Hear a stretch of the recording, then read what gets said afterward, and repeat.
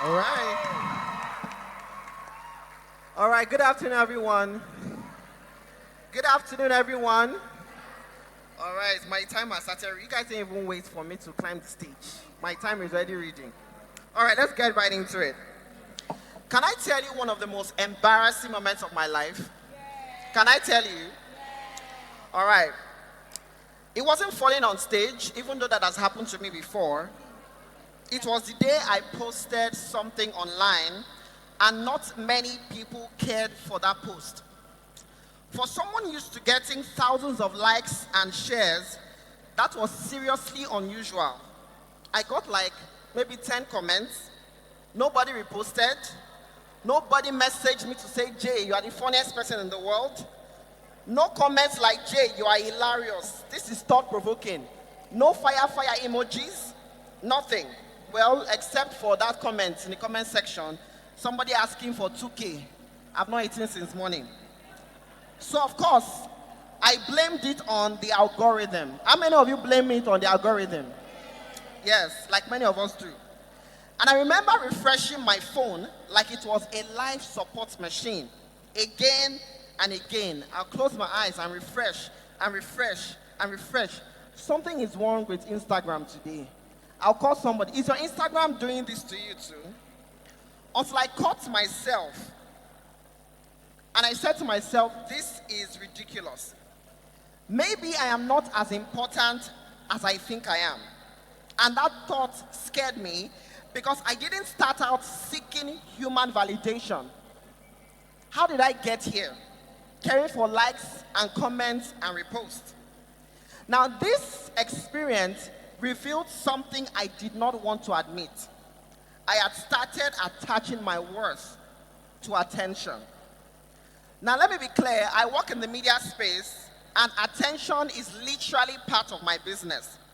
I host conversations, I entertain audiences, I build platforms, and I create content. So visibility matters. And if you are from Lagos, how many of you live in Lagos? You know that visibility is practically a second religion.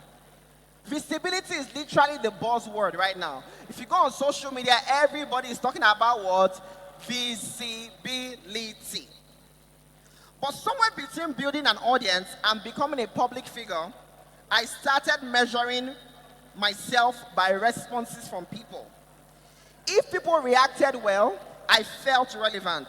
If they did not, I questioned my value. And that is when I realized something. Fame is not dangerous because people desire it. Fame is dangerous when it becomes your compass. There was a time when fame had direction. It pointed towards excellence, towards mastery, towards innovation, towards impact. People became known because they built. People became known because they discovered, they created, they led. But today, we often become known simply because we are seen. Anybody can become a social media celebrity today. And that shift has changed more than celebrity culture. It has changed identity itself. Because when visibility becomes the highest form of validation, people begin to define themselves by what is public and not what is true. I heard many of you saying here you want to be content creators. I want you to ask yourself deeply, why do you want to become a content creator? Do you genuinely love it? Or you want to enter a room and you want people to shout your name? Or you want to be popular? How many of you want to be popular here? It's not a bad thing, don't worry. Don't worry. But that can never be your compass. That is where crisis begins. I remember being younger and thinking success had to look a certain way. A certain level of recognition, a certain kind of room, a certain amount of applause. How many of you like to be clapped for? How many of you like it? And to be fair, when they clap for you, it feels amazing. It's addictive. It is so addictive, I caught myself one time entering a space and people did not recognize me. And I consider myself a very humble person. But I felt weird. I was looking around Don't they know that I'm here?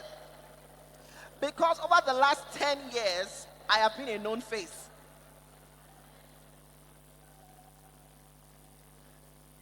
I like how the room has become more quiet.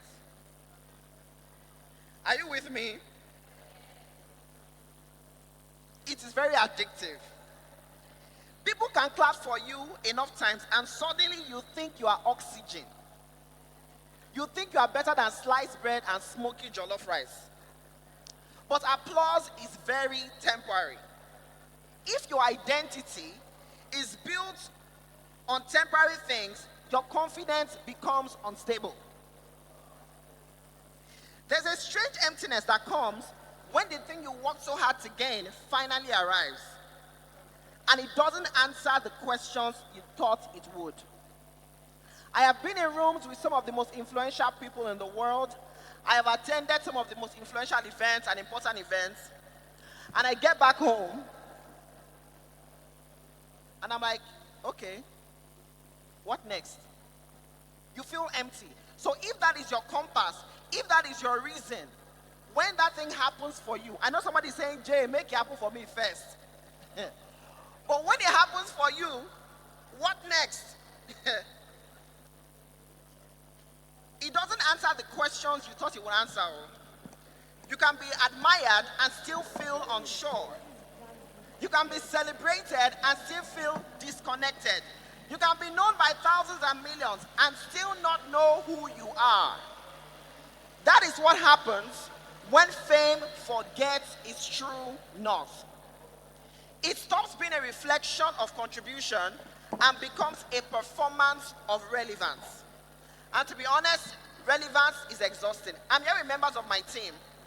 There are days, I told you a story about going somewhere and they didn't recognize me. And I did not go no side day here. But there are also days when I want to go to a restaurant and eat or relax. And you can tell that eyes are on you. And you become very uncomfortable. Human beings, we are so insatiable. We live in a culture where being visible can matter more than being valuable. Where branding starts before becoming. Everybody wants to become a brand manager. Work on your personal branding. But you don't even know what you are doing with your life. So what kind of brand are you working on? People are taught to build an image before building character. And this is a tragedy. If the world notices you before you know yourself, the world will define you before you can define yourself. And that matters especially here. Because university is not just about earning degrees. In fact, some of you will not use the degree you graduate with. Amen? But pass well, though. This is where many of you are deciding who you will become. And if you build that decision around trends, around metrics, around public approval, you risk constructing a life designed for applause and not alignment. I remember when I was graduating university, I was a campus fellowship pastor. How many of you know that I don't look like I'm a pastor, Abby? I used to be a pastor and I graduated.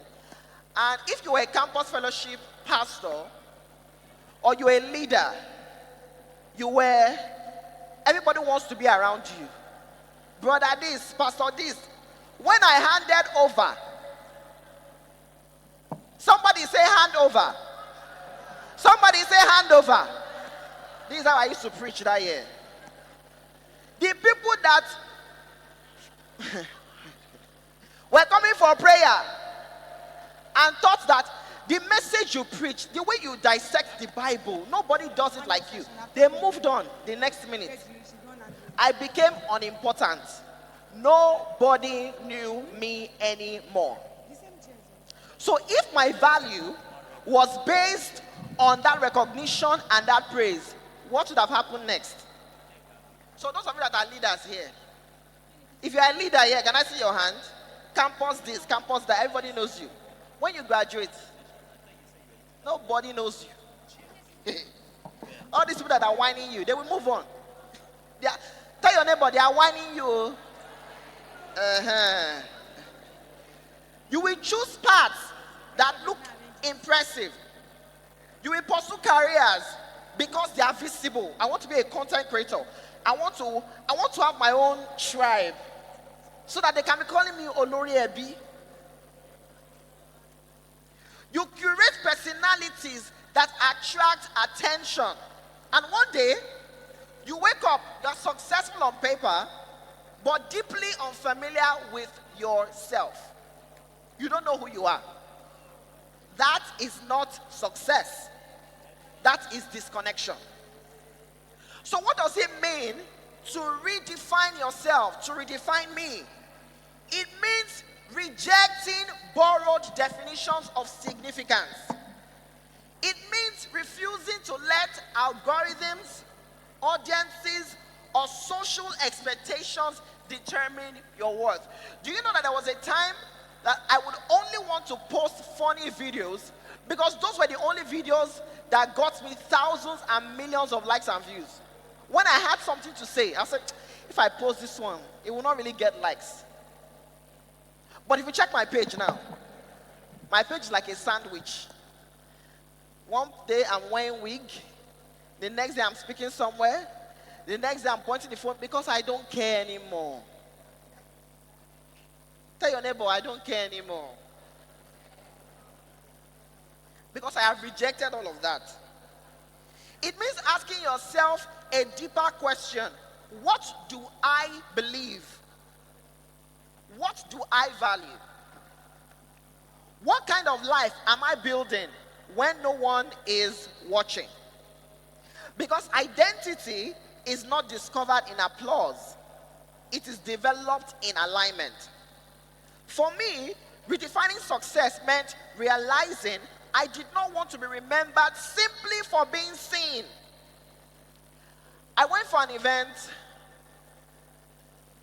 over the weekend, and obviously Jay on air clap. But I had more than 2 or 3 people walk up to me. Somebody said, "Hi Jay, my name is this and that." In fact, I've forgotten her name. She wore a white dress. And she said, "I was the one that won that 250K grant that you gave sometime. Somebody else met me. "Jay, do you know that that time you gave transport to 9 to 5ers? I was one of the people that won." Those things are not posted online. But those things meant more to me than the applause. The lives that I touched. And that shifted a lot of things. I want to stand for something. I want to create conversations that matter. I want to use influence responsibly. I want to build legacy, not just presence. That shift changed everything. How many of you love Genevieve Nnaji? How many of you love Genevieve Nnaji? How many of you love our old Nollywood stars? Not involved in a lot of controversy, but still very important 30, 40 years. I'm not going to mention the flip side. But there are some people that get popular for 1 year, for 2 years, but that doesn't last. Is that the kind of influence you want? Because once purpose becomes your anchor, attention loses its power over you. In a generation obsessed with going viral, depth is rebellion, substance is rebellion, choosing purpose over popularity is rebellion. The bravest thing you can do is not chase visibility. It is become someone whose life has direction. Because fame can introduce you to the world, but character is what sustains your place in it. So if fame has forgotten its true north, then perhaps our generation's responsibility is to restore it. To make meaning fashionable again. To make excellence desirable again. To make purpose the new status symbol. And when the world should ask you who you are, do not answer with your followers. Because you are not Mark Zuckerberg. Tell your neighbor you are not Mark Zuckerberg. The only person that should respond with followers is Mark Zuckerberg. He's the owner of Instagram. You can have 2 million followers today, and you wake up in the morning, you are happy, and you see that your account has been what?